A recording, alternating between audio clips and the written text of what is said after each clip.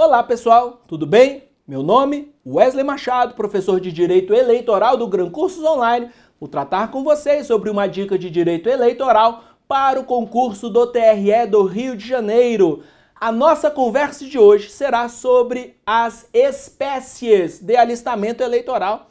A Constituição Federal, no seu artigo 14, ao dispor sobre o alistamento eleitoral, previu 3 espécies de alistamento eleitoral. E quais são os tipos de alistamento? Temos o alistamento e voto obrigatórios. E quando que o alistamento e o voto são obrigatórios? Diz a Constituição Federal que o alistamento e o voto são obrigatórios aos maiores de 18 anos. Mas se tiver uma questão na sua prova, o alistamento eleitoral e o voto são obrigatórios aos maiores de 18 anos, você afirmará que essa assertiva está certa ou errada? Está certa, é exatamente isso que diz a Constituição. Entretanto, para que o alistamento e o voto sejam obrigatórios, não basta que o eleitor tenha mais de 18 anos, na verdade tem que ter mais de 18, menos de 70, desde que alfabetizados. Esses outros requisitos para que o alistamento e o voto sejam obrigatórios decorrem de uma interpretação lógica da Constituição Federal. Preenchidos esses requisitos, alistamento e voto obrigatórios. Por outro lado, temos o alistamento e voto facultativos.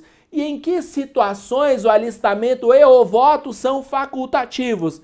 Diz a Constituição Federal que o alistamento e o voto serão facultativos em 3 circunstâncias fáticas. A primeira delas, para os eleitores que tenham mais de 16, menos de 18 anos. Segunda situação, para as pessoas que tenham mais de 70 anos. Terceira situação, para os analfabetos. Estas são as 3 circunstâncias fáticas para as quais o alistamento e o voto são facultativos. E temos o terceiro tipo de alistamento e voto. Temos as hipóteses de alistamento proibido. Esses que se enquadram na noção, no conceito de alistamento proibido, são denominados de inalistáveis. Quem são os inalistáveis? Temos 2 inalistáveis no Brasil. Quais são eles? Os estrangeiros. Ainda que oriundos de países de língua portuguesa, os estrangeiros são inalistáveis, salvo o português. Todos os demais estrangeiros são inalistáveis.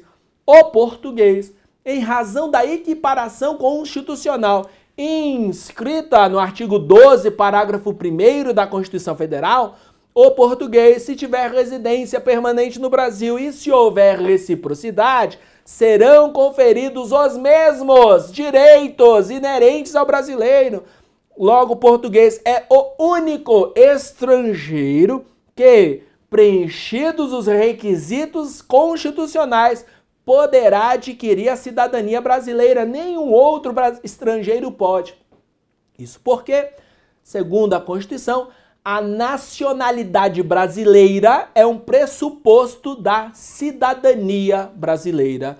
E a segunda categoria de pessoas para a qual o alistamento é proibido são os conscritos, durante o período do serviço militar obrigatório. Então, o conscrito é o único militar proibido de se alistar. Para os demais militares, não existe proibição de alistamento eleitoral para o conscrito. Durante o período do serviço militar obrigatório, o alistamento é proibido, é um dos inalistáveis. Pessoal, com isso terminamos a nossa dica de hoje. Que Deus te abençoe, que a graça do Senhor esteja com você e com a sua família. Eu, Wesley Machado, espero você aqui na nossa próxima dica.